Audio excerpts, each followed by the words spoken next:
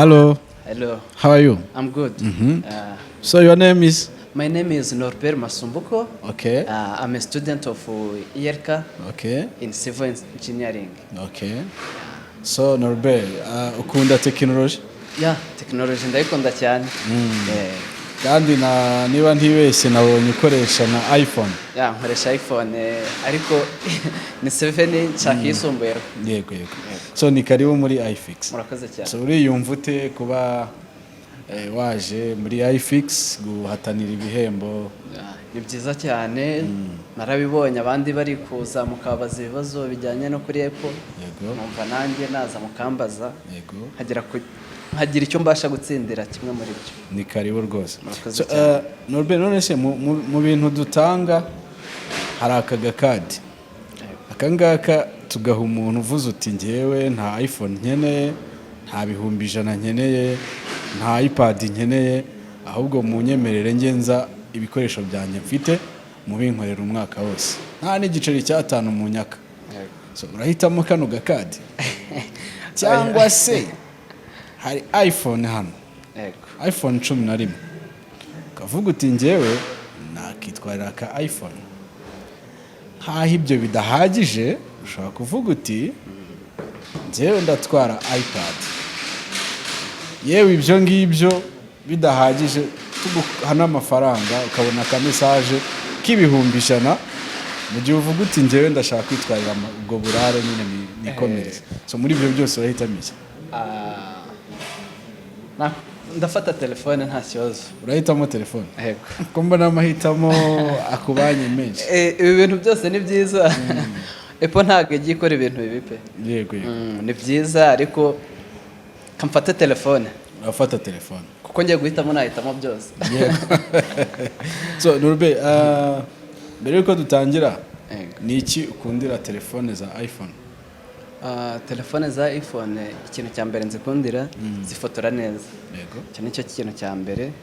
Icya kabiri internet yayo igenda neza utiriwe unagendera ngo kuza andi ma company nka gutya za Canada yo igenda neza cyane. Yego. So urumva kanasa neza. Aha. So urumva nk'umuntu rero usanzwe unakoresha iPhone uzi byinshi kandi biroroshye ko ibibazo tutubaze 10 ndi bukubaze.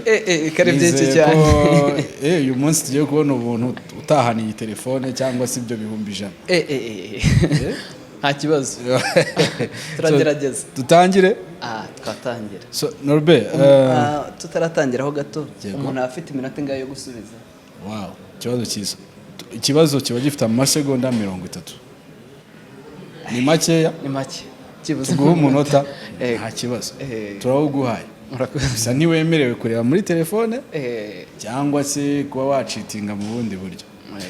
So iPhone ya nyuma yitwa ngo kino Norbert?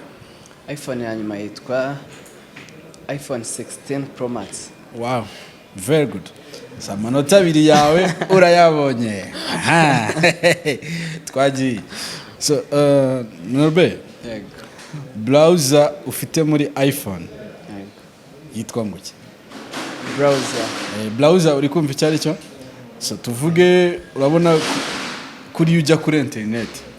So ugiye ku browsing, ugiye kujya nko gusoma inkuru runaka ku kinyamakuru, ugiye se kuri YouTube, iyo browser waciyemo iyo nzira ikugeza nyine kuri ya website, iyo browser yitwa ngo ki? Yitwa ufite umunota. Ikibazo ko gikomera. Wabitekereza? Hako kiroroshye. Browser. Aho nca kugira ngere ugere ku rubuga rwa internet urwo ari rwo rwose ugiye gukoresha. Iyo browser nyine unyuraho. Yitwa Chrome. Oya, sibyo. Ariko ndongera nk'andi mahirwe. Taguha amahirwe ya kabiri. Your browser. Browser kinaniye. Your browser abantu batureba mwamukopeje. Browser. Abantu batureba badukopeza. Badukopeza. None se mwadukupeje mukatubwira ama browser abaho byibuze tukumva. aho naba ngiye gukora ikosa ntabwo mbyemerewe. Icyo nemerewe ni ukuguha umwanya nyine ukabanza ukabyibuka, ariko niba utabizi ntabwo wabyibuka of course. Kirananiye pe. Kirakuraniye. So Norbert, ubwo abaye abiri kuri ane kuko browser ubu ufite muri iPhone yawe yitwa Safari. Safari. Urabyibutse? Ubu kuki nciyeho koko. So browser ukoresha yitwa Safari.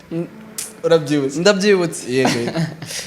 So ubwo na abiri kuri ane. Norbert, ninde currently ubu ngubu uyobora Apple ku isi? Bamwita Cook. Yes. Irindi? Tim Cook. Nibyo. Tim Cook bwabaye amanota 4/6. Yego.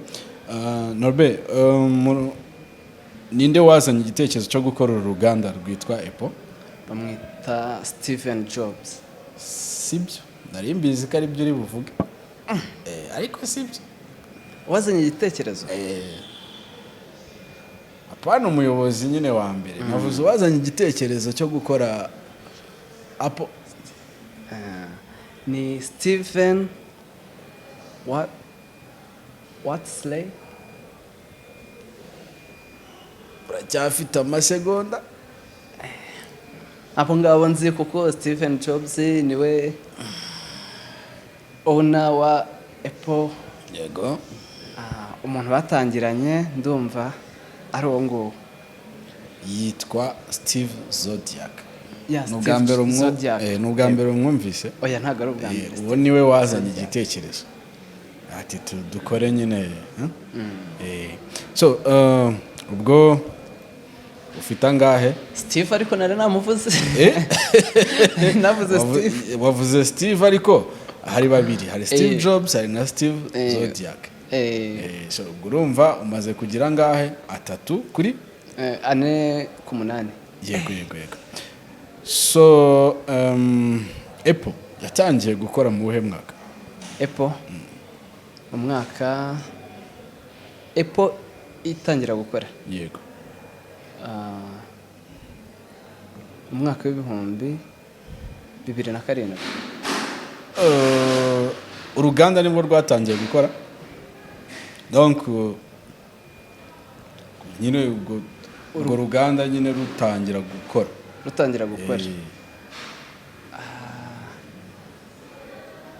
Ryarira. Ibibazo ko numva nako biroroshye nuko ahubwo. Biroroshye, take your time. Rwatangiriye gukora.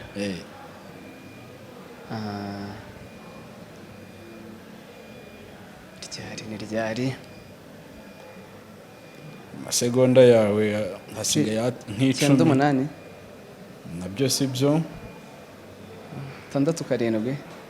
1960. Wibeshyeho gato. 7/6 ahubwo. 7/6. So vuga ubwo mu manota 10 turaza kuyabara. Vuga devices 5 nibura zikorwa n'uruganda rwitwa Apple. Turahera kuri iPhone. Yego, imwe. iMac. 2. MacBook. 3. iPad. 4. na AirPod. Correct. Ayo rwose urayabonye. Ni iyihe application? Kuno urabona hari application zizana na telefone cyangwa n'ikindi gikoresho mbere yuko nyine hari ndi wewe wongeramo. So ni iyihe application iza muri devices zose ariko itagiza muri iPad? Itageza muri iPad. Aba mbeshye ntago nyizi kuko iPad ntago nari nayikoresha. So ni calculator. Ni calculator. Uri iPad ntago zije. Bakunda kamenya. Yego. So ikindi kibazo Norbert. iPhone kuki yiswa iPhone? Ubundi iriya E it stand for what? It stand for umuntu aheruka gusoma nyine bakabaye. Icyo ni kimwe ariko si cyo cyonyine. Iriya ihagarariye internet individual. Wow. and inform info and inspire. and inspire. Nibyo. So ikibazo kindi ntekereza kandi nacyo cya nyuma, iPad ya mbere yasohotse muri 2010. none hari mu kuhe kwezi n'itariki? Hari mu kwezi n'itariki? Yego.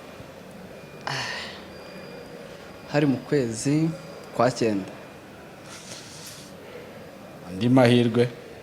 Hari mu kwezi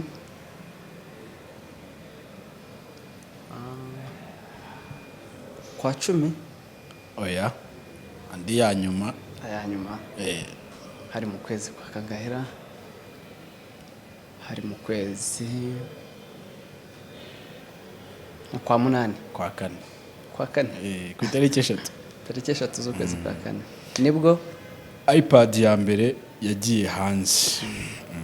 So Norbert, ubwo rero turarangije, turasoje. Reka tubare amanota wagize. nahiye hangaha. Reka turebe ayo wagize. Norbert wagize 2, 4, 6, 8, 10 kuri 20.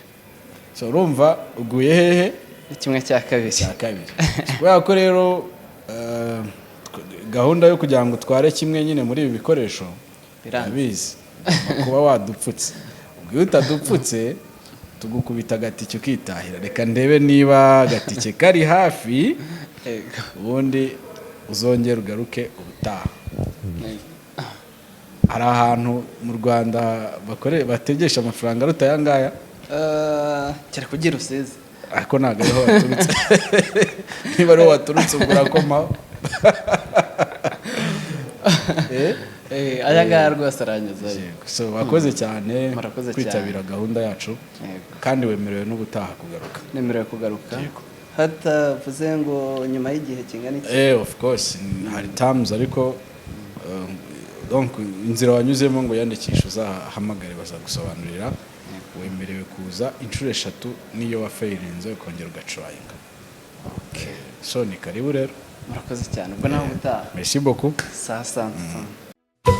Umva ngufitiye amakuru meza cyane kandi ashimishije. Ngwino muri iFix Technology Limited maze tuguhe product zose za Apple waba ukeneye, harimo machine, telefone, amasaha n'ibindi byose. Uretse kubiguhera ku giciro cyiza, muri iFix tuzakugira inama nziza zo kubyitaho, kandi nibinahura n'ikibazo tuzagufasha byoroshye kubisana. N'ibindi bikoresho byose electronique ukeneye biri hanze y'igihugu tugufasha kubitumiza maze bikakugeraho mu buryo bworoshye. Ibijyanye na CCTV cameras ku mutekano wawe, aho ukorera cyangwa se aho utuye, ibi nabyo tuzabigukorera mu buryo bworoshye. Tugurisha imodoka ndetse tunagufasha kuba zakugeraho uri hose byihuse. Dusure kuri #iFix_RA cyangwa se duhamagare kuri izo telefone.